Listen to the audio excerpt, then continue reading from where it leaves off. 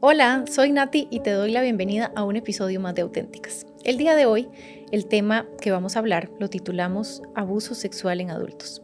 Y antes de iniciar, quiero dejarte esta frase que dice: las mujeres denuncian cuando pueden y no cuando la gente quiere.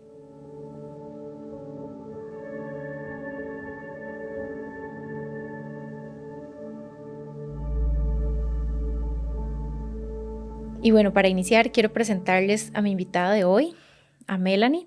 Mela es una mujer curiosa, apasionada, coleccionista de datos curiosos y entusiasta del karaoke. Yo creo que ese es como el top que te define. Y además de juegos de palabras y el cine. Bienvenida a Auténticas, Mela. Gracias por estar hoy aquí conmigo. Con todo gusto. Muchas gracias por la invitación. Por sacar el ratito. Yo sé que nos costó un poco sacar agenda, pero bueno, ya estamos aquí. Y antes de hablar de este tema tan importante, me gustaría preguntarte, Mela, para vos, ¿cuál es tu ser más auténtico?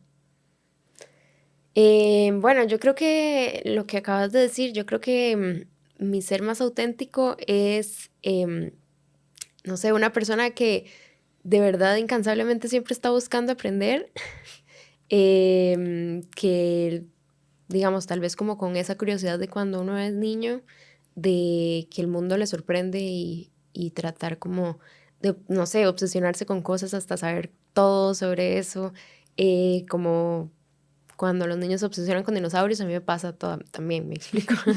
Pero tal vez no con dinosaurios, nunca ha sido como Fuerte. mi fuerte, pero sí a veces como con criaturas marinas o a veces con enfermedades raras o cosas así. Como que siempre paso em, buscando, como en una constante búsqueda, también paso como buscando en todas partes inspiración. em, Siempre que algo me mueve o que me genera como cositas en el corazón, siempre estoy como guardándola para el futuro. Ay, qué chiva, me encanta. Una mouse que herramienta que nos servirá más adelante. Sí. Amo las nuevas herramientas. Y bueno, Mela, ya para entrar un poquito en el tema que vamos a hablar hoy, que es acerca del abuso sexual en adultos, eh, pues bueno, es un poco que nos compartas tu historia, ¿verdad? Hay mucha gente que de pronto ya te ve o te escucha y sabe un poquito de esto, ¿verdad? Pero contarnos cómo has lidiado con el proceso en general. Bueno, para dar un poquito de contexto, yo sufrí de un abuso sexual en el 2017, cuando yo apenas tenía 18 años. Ahorita tengo 25 y el proceso todavía sigue en pie. Es decir, yo he pasado prácticamente toda esta etapa etaria de marcar en, por ejemplo, como en los formularios o en los quizzes, como, ¿qué edad tiene usted? Y es como de 18 a 25, de 26 a Ajá, 35. Yo he todavía pasado estás ahí. toda esa etapa llevando un proceso judicial. Y ha sido un proceso muy largo y he crecido mucho y definitivamente saber como que soy otra persona completamente al momento en el que inicié es muy desgarrador porque por lo menos a mí me tocó ya cuando soy adulta, por decirlo así, aunque uno cuando tiene 18 años Todavía es una bebé. todavía no sabe muy bien, bueno, yo creo que yo todavía no sé muy bien dónde estoy y qué estoy Sí. haciendo, qué es lo que tengo que hacer. Me pasa mucho con todas las cosas legales y jurídicas y de papeleos en general, me siento súper perdida.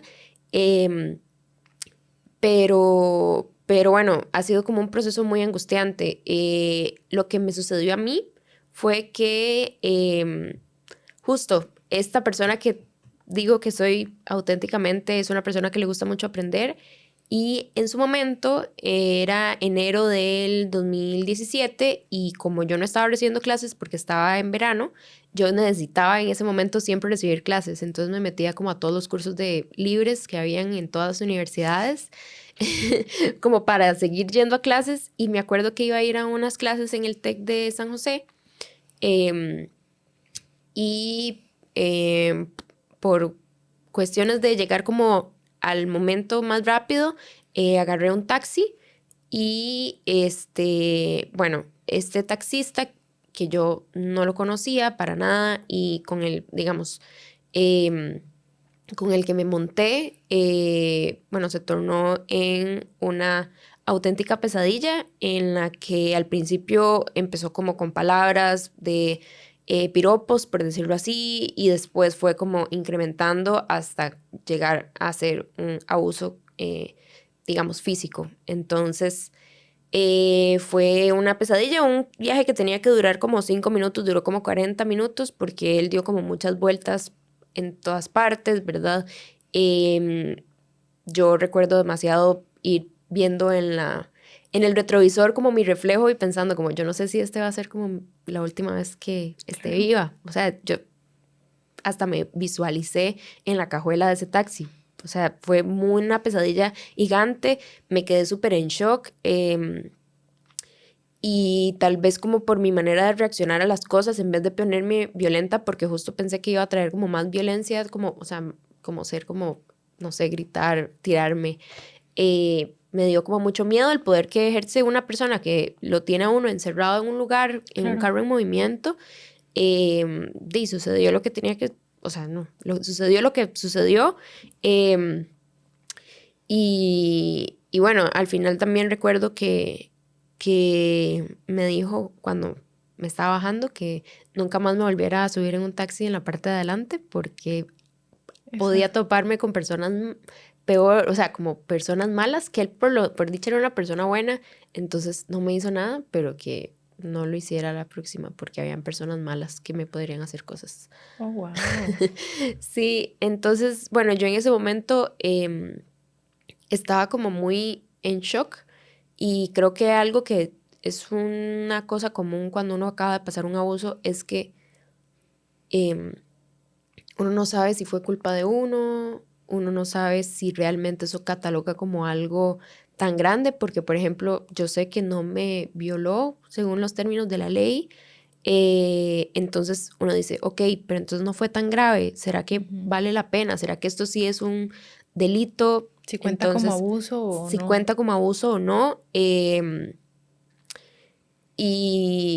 Son muchas dudas como en general, y además yo, por ejemplo, tenía 18 años y yo recuerdo que lo que yo hice fue llamarle a mi mamá para decirle lo que había pasado, em, y me acuerdo que también la llamé para preguntarle que cómo era que se ponía una denuncia, porque yo no tenía ni la menor idea. Entonces, eso era lo que le quería preguntar. Yo ese día me devolví a mi casa sola. ¿Cómo te devolviste, Mela? Primero que nada, me fui al baño del TEC a llorar un montón y después sí pedí como un Uber porque creo que le escribí a un amigo que no podía, mi mamá estaba trabajando, entonces pues tuve que resolver, una mujer que resuelve.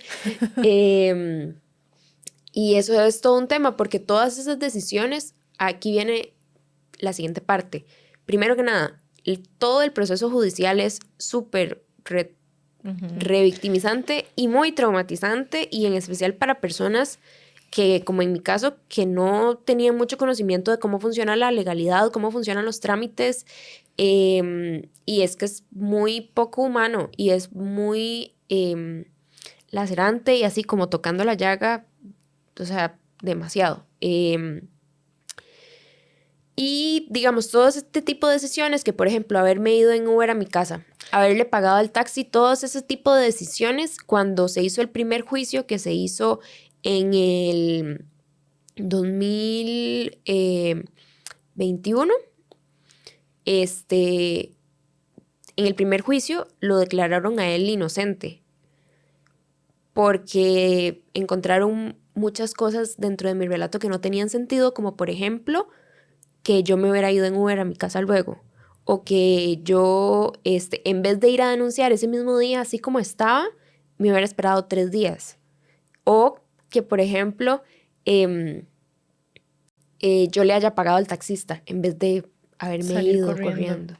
Ajá. Ese tipo de cosas fueron cosas que me juzgaron, además de poder hablar del tema, porque también dijeron que yo era una mujer desinhibida y empoderada y que no coincidía con cómo se veía una víctima. Entonces, hay muchas cosas. Esta en específico que cuestiono mucho es la parte de que si ni siquiera las juezas, porque eran 3 juezas, me van a creer como por Como ser por yo. mujer. Ajá. O Ujú. sea, es que, ¿quién custodia a los custodios? O sea, ¿a quién me puedo amparar si ni siquiera es la ley tratando de hacer como el proceso como se debe, em, que vaya a poder hacer justicia? Y obviamente después de tantos años en los que de una u otra manera uno se ve como atado a estar aquí presente, porque si uno pierde una cita, de pronto eh, se ve como que uno no tiene interés y demás. Ujú. ¿Qué se supone que hace uno, digamos, o sea, ¿a quién puede acudir si ya ni siquiera la Se ley supone que está esa es del la lado de ley. uno? Ajá. Sí, Qué duro, Mela.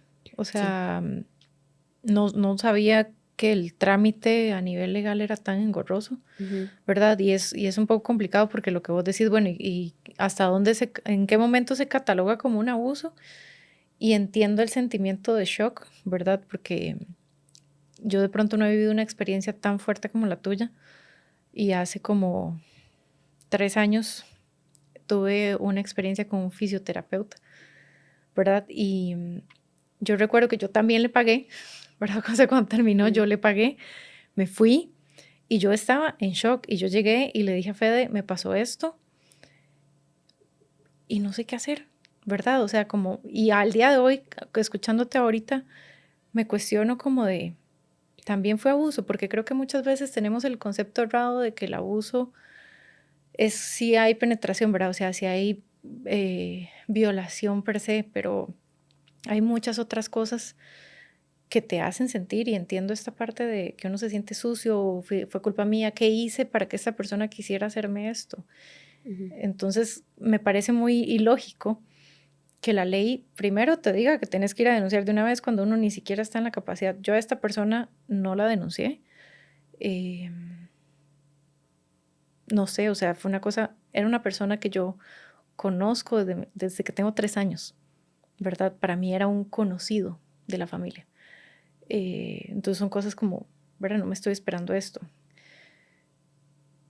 Pero en tu caso, todo este proceso, o sea, cuando vos vas a denunciar, yo he escuchado gente que incluso va a denunciar años después, ¿verdad? Porque no está lista. Ujú, Más bien, 3 días después me parece, o sea, que lo hiciste casi que de inmediato, ujú. ¿verdad? O sea, tener esa valentía de decir, ok, esto no está mal, no está bien, perdón, no es mi culpa, necesito que alguien haga justicia por esto y llegas a la justicia y tenés cuántos, 5 o 6 años en este proceso.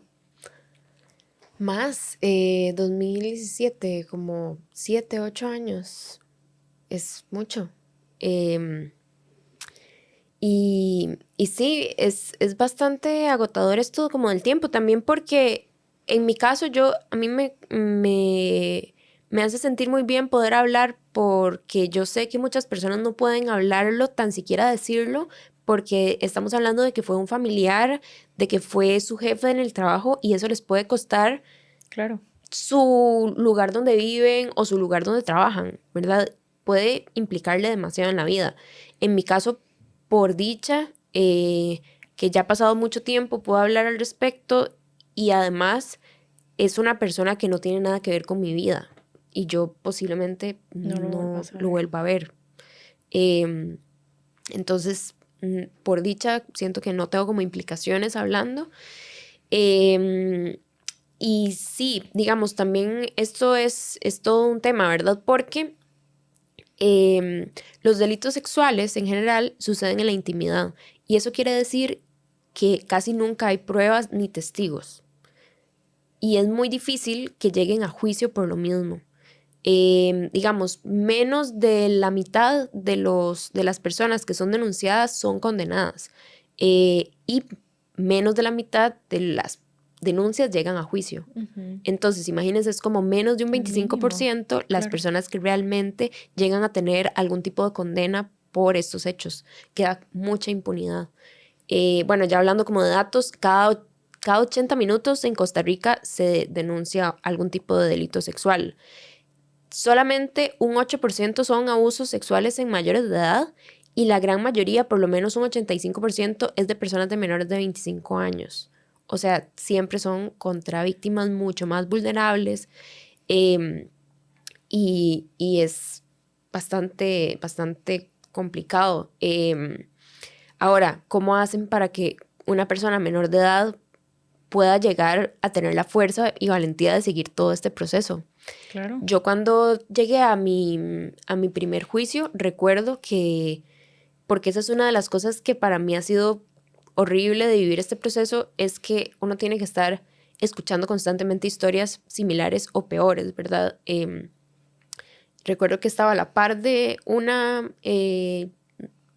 adolescente, niña, que ya había llegado a juicio. Las dos estábamos esperando para que nos pasaran a la sala de juicios, pero estábamos en una sala de espera. Y recuerdo como que ella la estaban convenciendo de que fuera, porque ya había decidido que ya no iba a querer decir Seguir nada en el proceso. el día del juicio. No se sabe qué fue lo que pasó, pero ella no quería decir absolutamente nada. Solamente estaba como viendo hacia el piso y ya. O sea, no estaba diciendo absolutamente nada. Entonces es demasiado triste. Y ahora, cosas que pasan cuando uno está como en este proceso y que lastimosamente cuando uno trabaja con algo mucho tiempo se desnaturaliza totalmente. Entonces, a mí me ha pasado que yo estoy, primero que nada, teniendo que decirle 1000 veces mi historia a un montón de empleados públicos de la Fiscalía de Género, porque cada vez que voy es una nueva persona, porque pasan cambiando la gente todo el tiempo. O sea, yo no les puedo decir ni un nombre de una persona que me haya atendido porque siempre es una persona diferente, todo el tiempo. Entonces uno tiene que estarles recordando y es como, ajá, ¿qué era lo que había pasado? Porque ellos ni tienen tiempo ni de leerlo.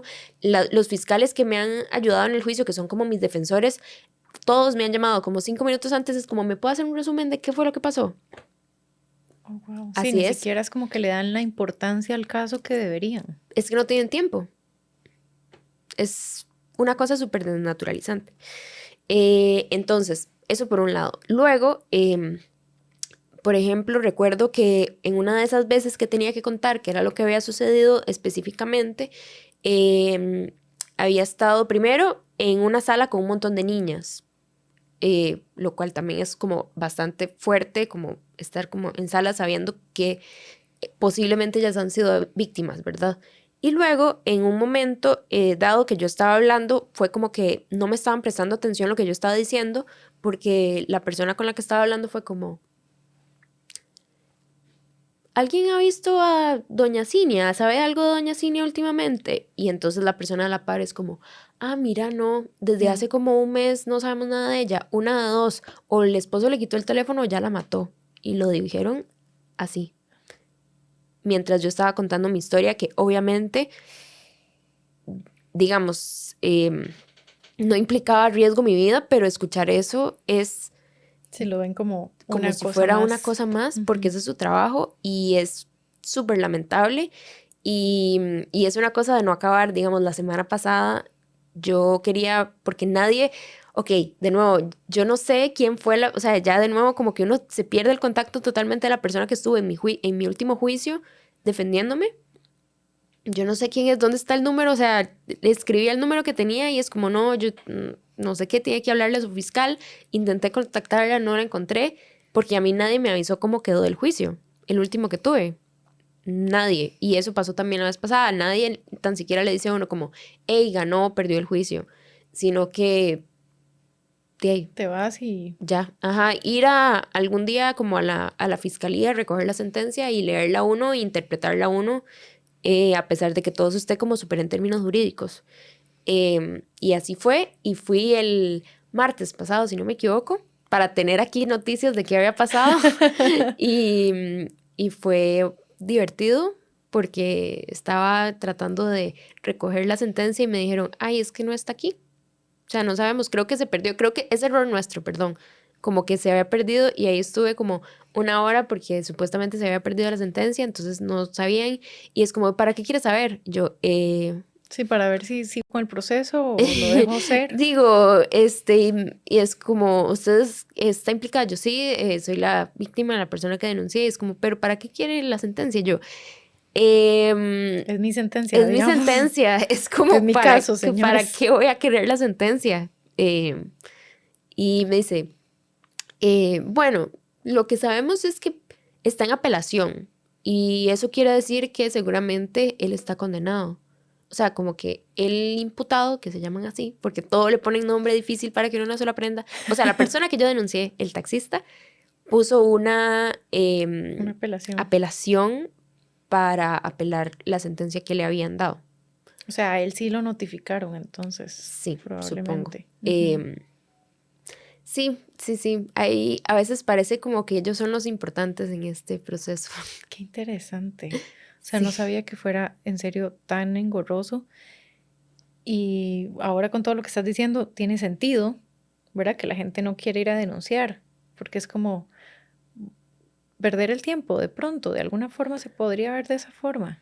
es un mundo súper agobiante. O sea, y me han pasado miles de cosas así. Digamos, otras dos anécdotas. Un día yo estaba en mi día a día normal, eran las 4 de la tarde, y me llamaron y me dijeron, ¿usted quiere querellar? Yo, ¿qué es querellar? Yo no sabía, o sea, me O suena sea, como a coloquial, por nada. favor. ¿Qué es? Y que si quiere si quiere poner una,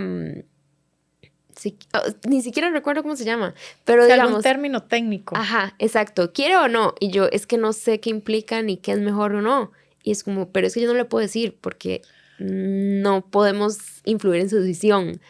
Pero me lo tiene que decir antes de las 4:30 que cerramos. Y eso era, o sea, tuve que tomar esa decisión en media hora y preguntarle a personas que conocía que eran abogados como de, qué significa quiero, esto. que si quiero una acción civil resarcitoria o no, y que si quiere querellar o no. Y yo, Así es como, ¿qué significa? ajá. Entonces, em, sí, básicamente tuve que preguntarle a la gente como, ¿qué digo? ¿Sí o no? Y en media hora tuve que responder así súper extraño. Yo no lo tenía para nada previsto ese día, no me habían dicho nada, como que ese era el día límite, para nada. Y otra vez que tuve que ir a reconocer al imputado, es decir, como eso típico que uno ve en las películas, que uno Ponen, ve a varias personas, que yo no sabía, pero como dato curioso, la persona que es la acusada elige a las personas que lleva. ¿en serio? Entonces puede llevar a personas, o sea, puede llevar a su gemelo. O puede él teñirse el pelo y disfrazar a otra persona como si fuera esa persona Para confundirlo. para confundir. Ajá. Wow, eso no lo sabía. Sí, yo tampoco. Em, Me parece un poco como tricky, digamos, que sí, hagan. em, pero recuerdo que ellos se habían confundido y me habían puesto a mí en la sala en la que iba a estar él.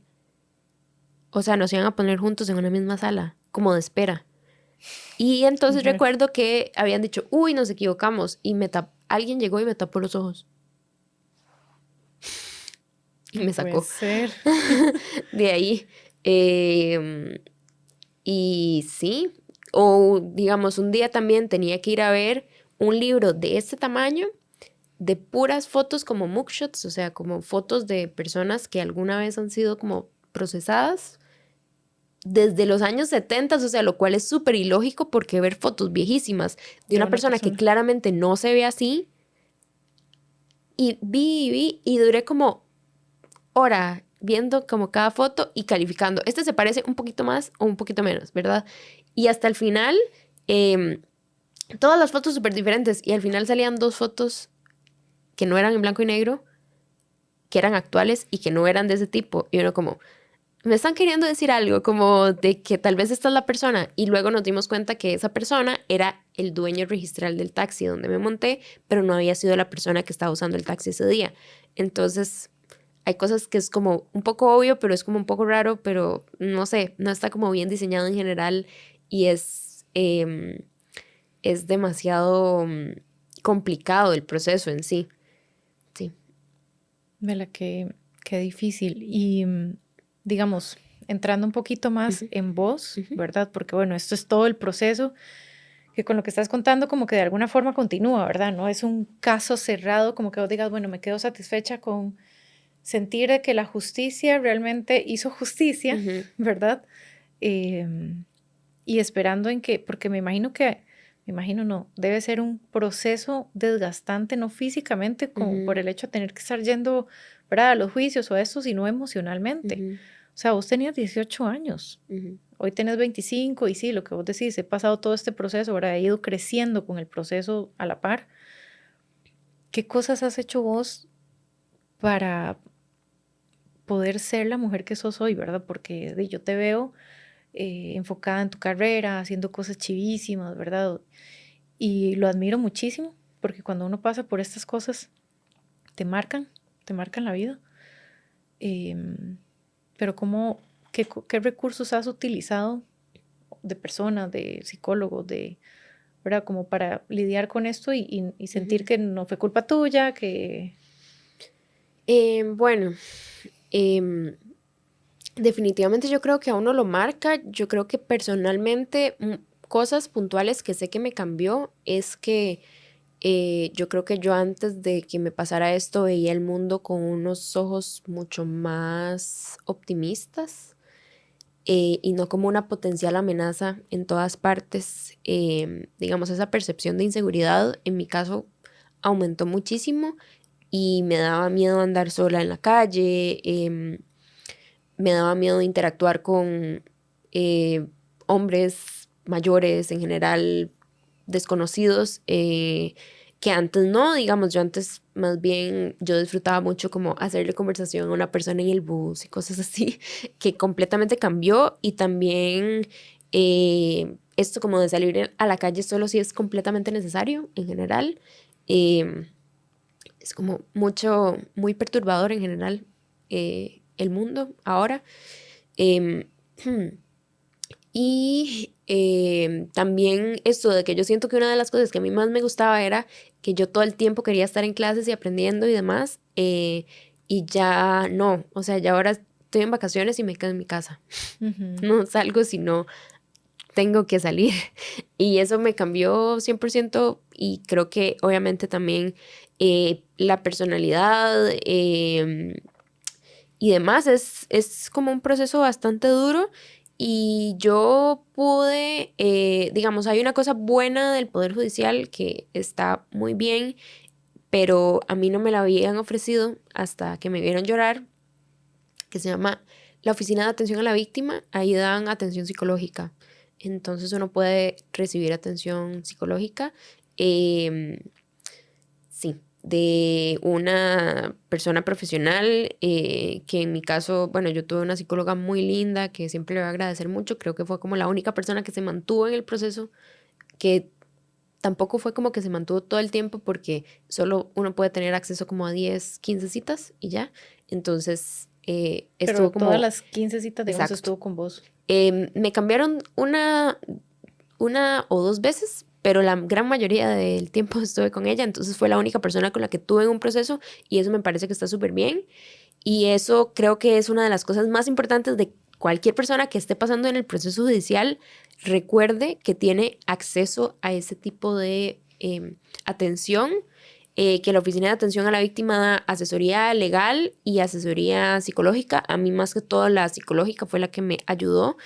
Em, pero no me habían dicho que yo tenía acceso a eso hasta que un día yo llegué a una cosa que se llama una audiencia preliminar, que yo no sabía qué era.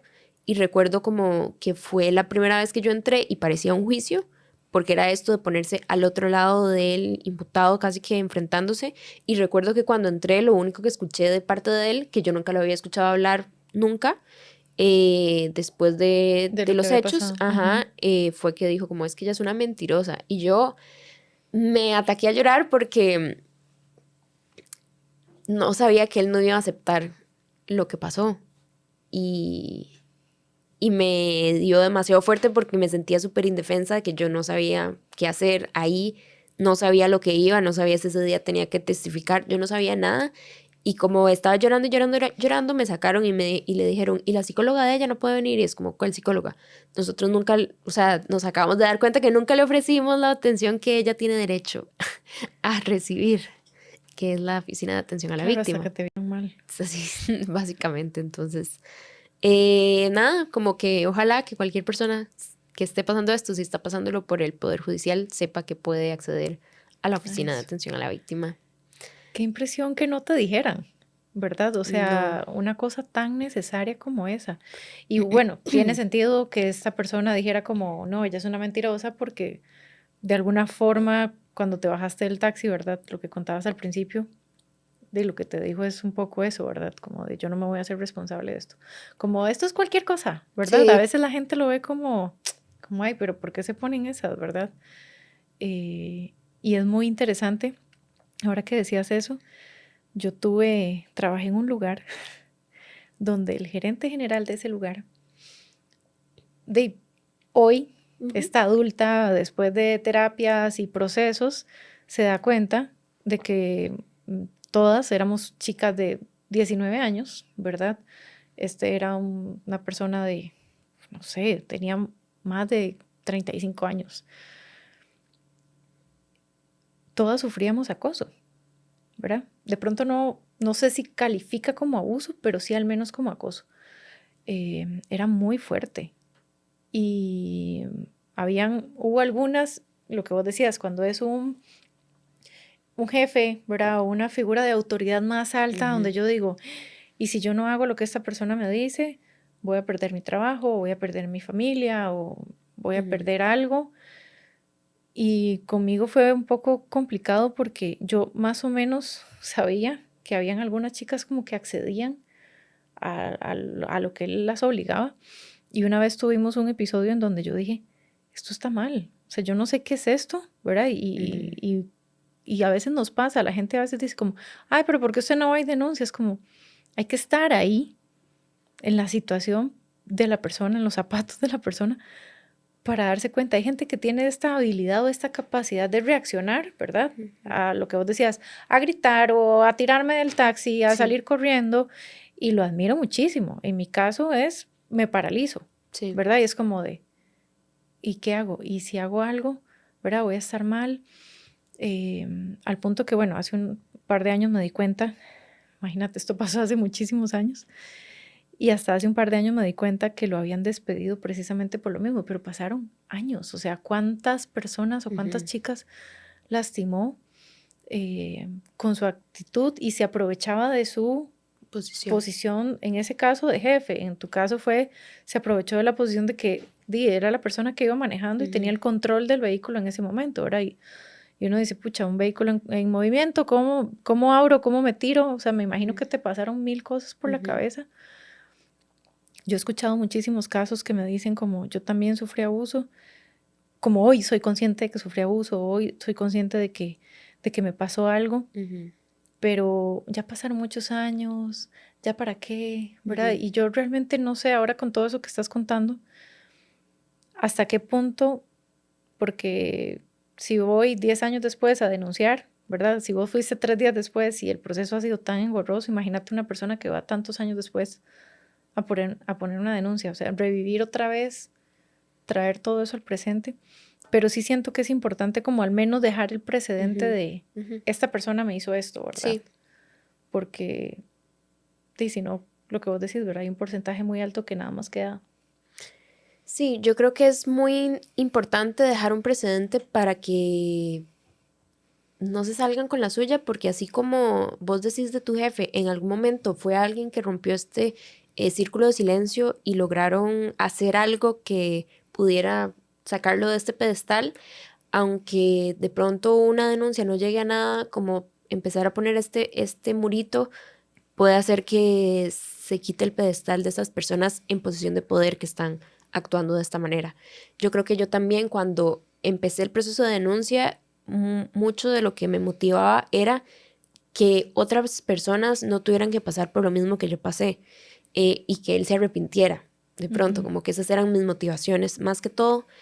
Em, Ahora sí también entiendo que la culpa nunca es de la víctima, aunque uno no haya denunciado hasta 10 años después, nada nos hace menos víctimas, no nos hace menos víctimas hablar de manera empoderada, poder hablar de esto, vestirnos em, Como como nos queramos. dé la gana, no nos hace menos víctima tener un grado universitario, no nos hace menos víctimas tener tal edad, vernos de cierta manera. Realmente las víctimas estamos en la posición de desventaja siempre.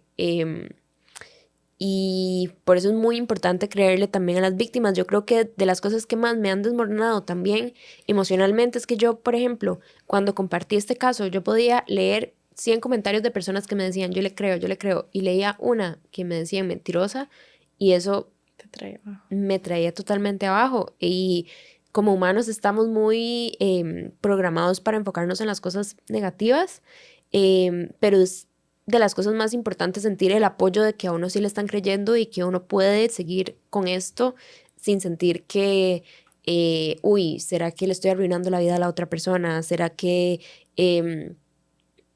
me cuestiono si realmente pasó incluso? O sea, en algún momento, digamos, como, o sea, yo estoy muy segura que pasó y porque él dijo como que no pasó, en algún momento me llego a cuestionar como que, ¿qué pasó realmente? Ajá. Entonces, es muy difícil, es ir tratando de ir como súper beligerante en esta guerra contra la sociedad y El contra el sistema, sistema. pero creo que es bastante importante y obviamente cualquier persona que se atreva a dar el paso, creo que lo importante es apoyarla y hacerla sentir cómoda y como en un lugar seguro para poder seguir como teniendo la fuerza para salir adelante con esto. Mela, y esto, ahora que vos estabas, o sea, que pasaste todo este proceso, yo lo he escuchado en niños, pero ahorita estamos como enfocándonos más en la parte de adultos, porque también sé que hay hombres, Ujú. ¿verdad?, que sufren este tipo de abusos. Ahora que vos estuviste como yendo tanto a los juicios y esto, ¿realmente pudiste como ver casos? Porque ahora contabas el de esta chica adolescente, ¿verdad?, que estaba Ujú. ahí.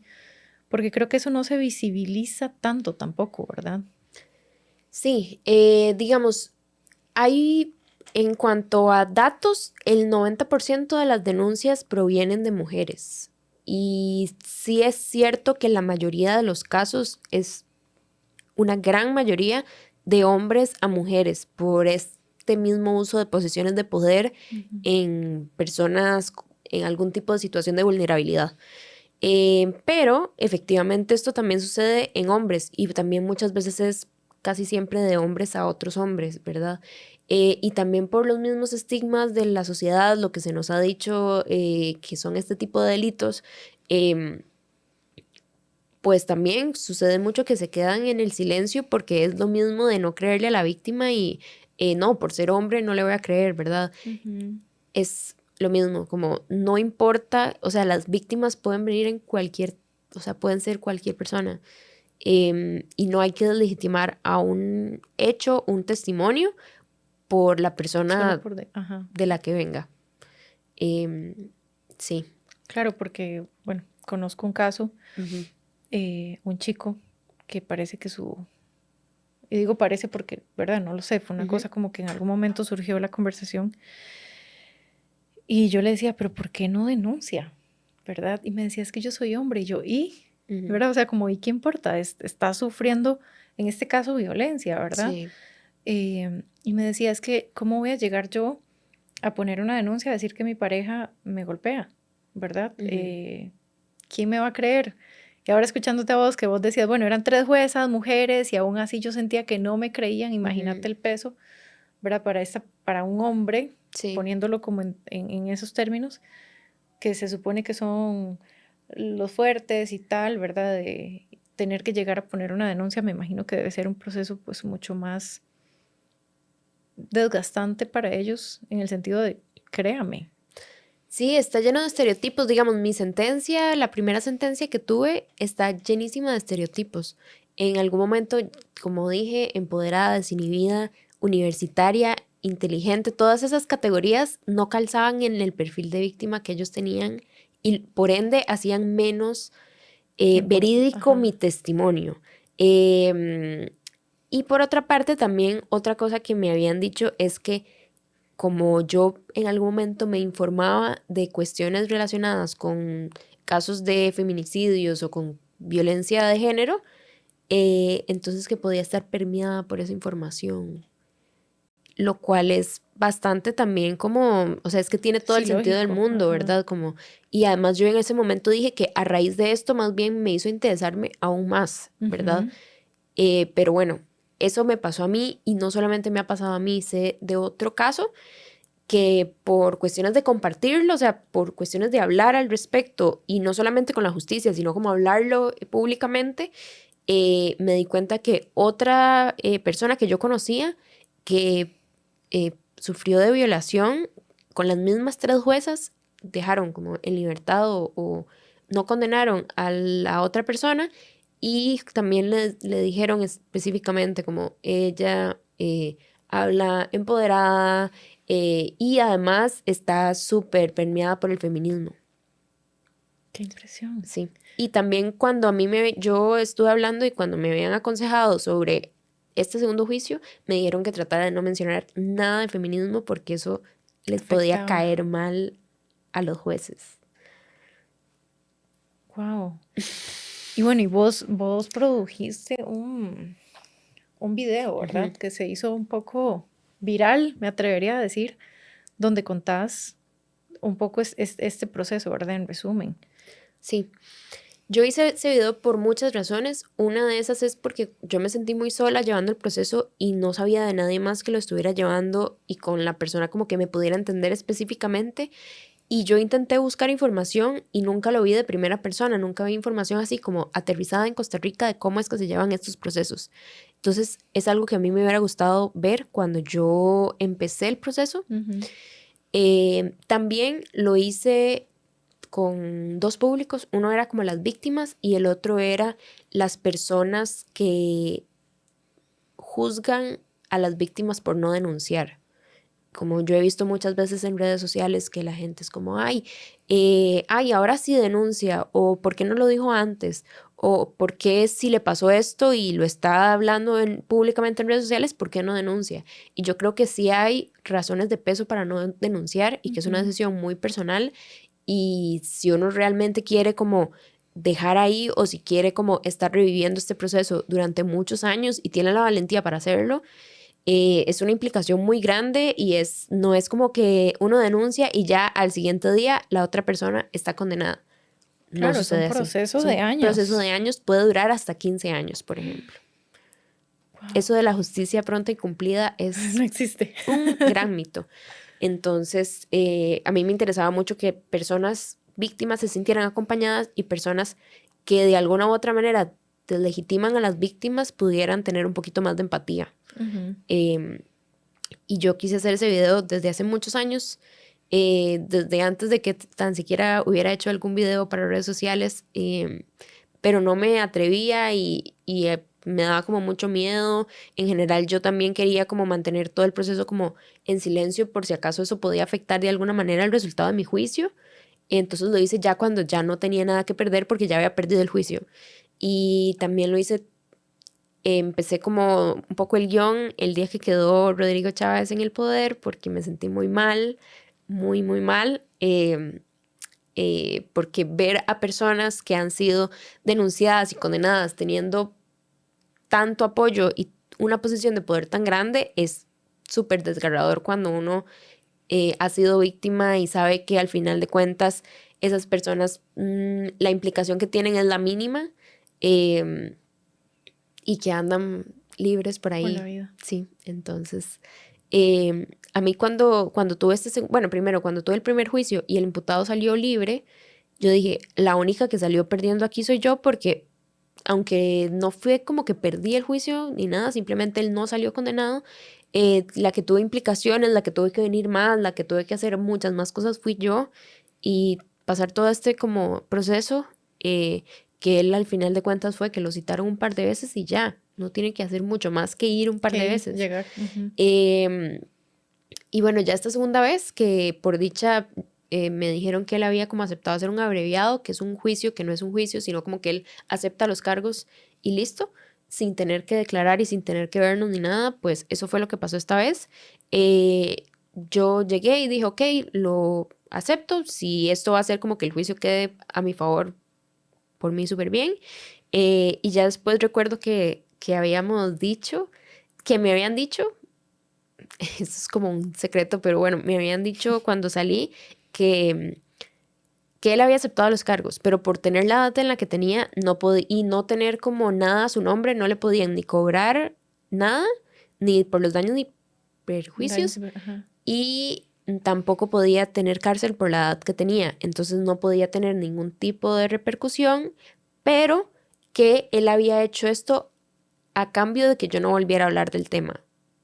Y eso me lo dijeron ya cuando habían tenido el juicio y yo nunca acepté eso.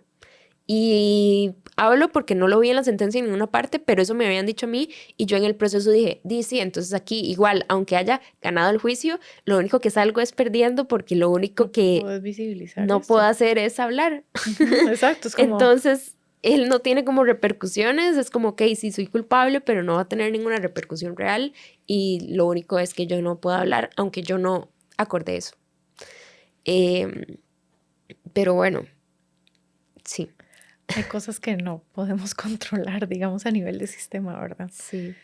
Y bueno, para ir cerrándomela, porque yo sé que es un tema fuerte y pesado, nada más me gustaría como saber ahorita, o que puedas contarnos, si hay algo que vos haces, o sea, porque hiciste estas terapias psicológicas, Ujú. ¿verdad? Pero hoy sentís que has necesitado más apoyo o con el acompañamiento que tuviste en ese momento fue suficiente como para continuar con tu vida. Hay cosas que haces hoy para decir como, ok, no, ¿verdad? Porque yo te veo lo que te decía al principio, te veo súper enrumbada con tu carrera y como enfocada tu energía ahí y no es tan fácil llegar ahí, ¿verdad? Entonces, como, ¿cuáles son esas herramientas que vos has usado o que utilizas? Bueno, yo creo que es muy importante tener el apoyo de familiares y una red de apoyo, amigos en general, para poder seguir con la vida y que sean personas que van a estar incondicionalmente apoyándonos en el proceso y creyéndonos. Em, Creo que también en mi caso, haberlo compartido y haber sentido que este proceso de alguna u otra manera sirvió para algo, o sea, para ayudar aunque sea a una persona, que eso fue también mi punto de inicio. Yo quiero denunciar para ayudar a las personas a que no tengan que pasar por esto con él.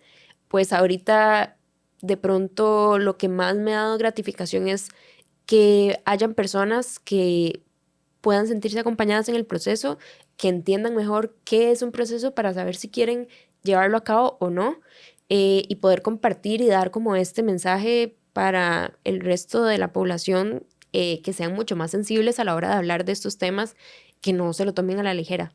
Entonces creo que hace poco también escuchaba que una de las terapias es poder como hablar y hablar y hablar al respecto para poder sanar. Ujú. Entonces yo creo que también hablar en mi caso, que sé que no es el caso de todo el mundo, también ha sido algo que se siente también como cierres Liberador. y Ujú. avances en esta etapa de mi vida.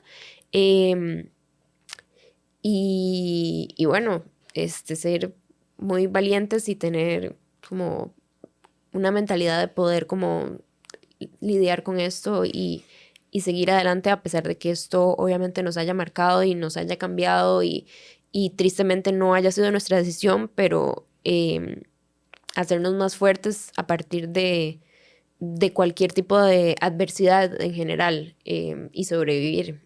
Sí, pensar que siempre hay algo mejor más adelante. Sí. Igualmente, cualquier persona que quiera denunciar, que me parece también muy importante y un paso gigante, muy valiente. Si sabe el nombre de la persona y el número de cédula, se puede uno presentar a cualquier tribunal, a cualquier poder como judicial, digamos, de su localidad, cualquier fiscalía. Y si no sabe el número de cédula, es en el OIJ, Ok. donde Tienen se que llegar a hacer la denuncia. llega a hacer la denuncia. Se puede denunciar acoso callejero, acoso sexual, se puede denunciar abusos sexuales y también violaciones. Em, Lastimosamente, entre más rápido, mejor, pero no hay, digamos, Un ustedes límite. también pueden Ujú. llegar 10 años después a denunciar, em, y que la gente sepa que puede pedir apoyo psicológico con la Oficina de Atención a la Víctima, que me parece fundamental, de las cosas más importantes que hay que saber Totalmente. y que Obviamente también es muy importante como buscar ayuda y siempre las personas que han pasado por esto también pueden como acudir a esas personas para entender mejor los procesos. En mi caso, obviamente, si me quieren escribir para hablar al respecto, pues aquí estoy. Pero sé que también hay personas que con gusto lo harían porque también es parte de nuestro proceso de sanar. Entonces, sí. Y que sea como un espacio seguro. Mela, gracias por venir hoy, por abrir tu corazón, contar esa historia. Lo que te decía, es un tema pesado, complicado, no es fácil. No todo el mundo tiene la valentía de sentarse con un micrófono y una cámara enfrente, ¿verdad? Y hablar esto. Gracias por eso y por ser parte de este episodio y nada, que las personas que nos vean y nos escuchen pues se lleven un poquito de tu experiencia, ¿verdad? Para que puedan denunciar, para que puedan ser esas personas que apoyan a víctimas, ¿verdad? Porque creo que todos jugamos papeles diferentes. Así que nada, gracias. Con todo gusto, con todo gusto. Y bueno, quiero contarles que Mela nació un martes de mayo de 1998. Estudió comunicación colectiva en la UCR, ha dirigido cortometrajes como El amor es fascista en el 2017 y El alunizaje, ¿verdad? Lo dije bien, en el 2020, el cual fue premiado en el Festival SNIT, en Lúdico, en Bowo, en FanFest y en el Seraphic. Oh, wow, qué chiva. Además, Mela se dedica a la estrategia y producción audiovisual y es profesora universitaria. Pueden seguir a Mela en Instagram y TikTok como melanimora26 y en la plataforma X, antiguo Twitter, como melanimora2605. No soy un bot, te lo juro. Sí, nada más que le agregamos ahí 2 números más. Y bueno, quiero cerrar con esta frase que dice: no quiero sentirme valiente cuando salga a la calle, quiero sentirme libre. Y las invito a mantenernos conectadas y que sigas Auténticas Podcast en Instagram, TikTok, todas las plataformas de audio y YouTube. Y nos vemos en el siguiente episodio. Chao.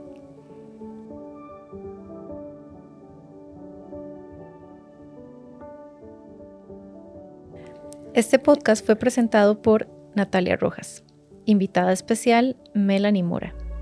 En los controles, Federico Lang y Rubén Picado. Y es una producción de Natalia Rojas en colaboración con Caramba.